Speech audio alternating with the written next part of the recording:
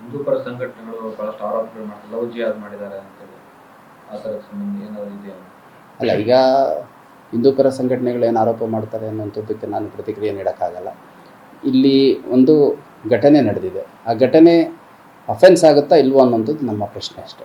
ಕಾನೂನಾತ್ಮಕವಾಗಿ ಏನು ಕ್ರಮದ ಕೈಗೊಳ್ಳಬೇಕು ಅನ್ನೋಂಥದ್ದು ನಮಗೆ ಭಾಳ ಸ್ಪಷ್ಟತೆ ಇದೆ.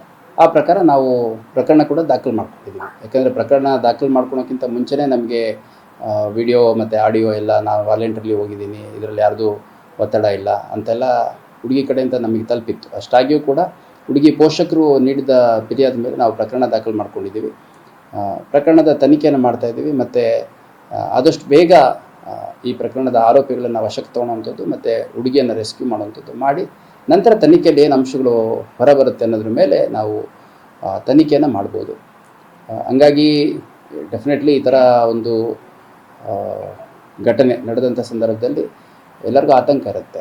ಆ ಹುಡುಗಿ ನಿಜವಾಗ್ಲೂ ವಾಲಂಟ್ರಿಲಿ ಹೋಗಿದ್ದಾಳ, ಅಥವಾ ಅವಳಿಗೆ ಏನಾದರೂ ಒತ್ತಡ ಇತ್ತಾ, ಅಥವಾ ಅವಳಿಗೆ ಬೇರೆ ರೀತಿ ಏನಾದರೂ ಆಮಿಷ ಒಡ್ಡಿದ್ದಾರಾ, ಪ್ರತಿಯೊಂದು ಕೂಡ ಅಂಶಗಳನ್ನ ನಾವು ತನಿಖೆಯಲ್ಲಿ ಕೂಲಂಕುಷವಾಗಿ ಪರಿಶೀಲನೆ ಮಾಡ್ತೀವಿ.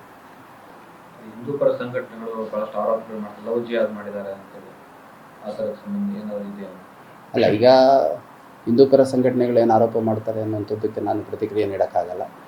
ಇಲ್ಲಿ ಒಂದು ಘಟನೆ ನಡೆದಿದೆ, ಆ ಘಟನೆ ಅಫೆನ್ಸ್ ಆಗುತ್ತಾ ಇಲ್ವೋ ಅನ್ನೋಂಥದ್ದು ನಮ್ಮ ಪ್ರಶ್ನೆ ಅಷ್ಟೇ. ಕಾನೂನಾತ್ಮಕವಾಗಿ ಏನು ಕ್ರಮದ ಕೈಗೊಳ್ಳಬೇಕು ಅನ್ನೋಂಥದ್ದು ನಮಗೆ ಭಾಳ ಸ್ಪಷ್ಟತೆ ಇದೆ.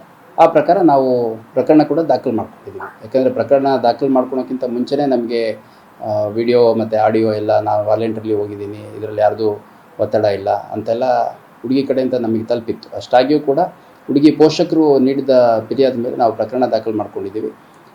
ಪ್ರಕರಣದ ತನಿಖೆಯನ್ನು ಮಾಡ್ತಾಯಿದ್ದೀವಿ ಮತ್ತು ಆದಷ್ಟು ಬೇಗ ಈ ಪ್ರಕರಣದ ಆರೋಪಿಗಳನ್ನು ವಶಕ್ಕೆ ತೊಗೊಳ್ಳೋವಂಥದ್ದು ಮತ್ತು ಹುಡುಗಿಯನ್ನು ರೆಸ್ಕ್ಯೂ ಮಾಡುವಂಥದ್ದು ಮಾಡಿ ನಂತರ ತನಿಖೆಯಲ್ಲಿ ಏನು ಅಂಶಗಳು ಹೊರಬರುತ್ತೆ ಅನ್ನೋದ್ರ ಮೇಲೆ ನಾವು ತನಿಖೆಯನ್ನು ಮಾಡ್ಬೋದು.